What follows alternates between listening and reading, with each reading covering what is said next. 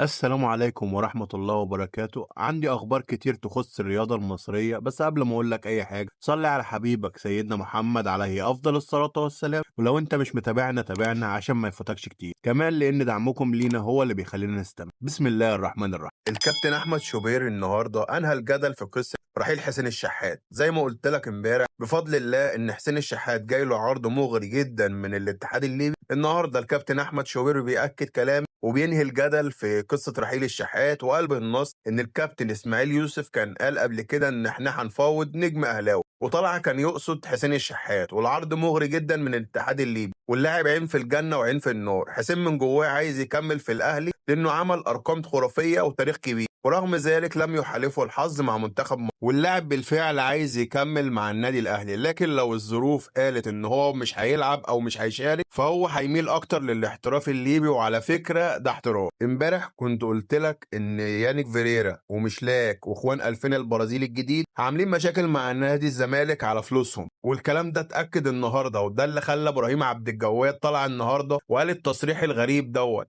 قالت بالنص: الامور داخل نادي الزمالك شديده السواد حتى هذه اللحظه، الدنيا سيئه جدا جدا جدا داخل نادي الزمالك والقادم اسوء. الامور داخل نادي الزمالك في هذه اللحظه شديده السواد. والله قال كده لايف على الهوا. بس الزملكاويه ما يزعلوش قوي، لان عندي خبر مفرح ليهم في اخر الفيديو. النهارده خالد الجوادي المترجم السابق للنادي الاهلي طلع في كام تصريح اللي تفهموا منهم انه كولر اتظلم. التصريحات دي كلها هتلاقيها بالتفصيل على صفحتنا في صفحه الفيسبوك. بنسبه 95% النادي الاهلي انهى الاتفاق مع المدير الفني السويسري اوريس فيشر. حاجه كده تحس بقى ايه، كولر بس على اروع او على اعلى، حته سويسريه كده من ريحه فايلر. ان شاء الله مستبشر في خير، وان شاء الله يبقى حاجه كويسه مع الاهلي. بمناسبه الاخبار الكويسه، بنسبه 95% امام عاشور هيبقى متواجد في قائمه الاهلي في مباراه الاهلي وانبي. يورتيتش المدير الفني لنادي بيراميدز كان طالع النهارده في كام تصريح، بس اهمهم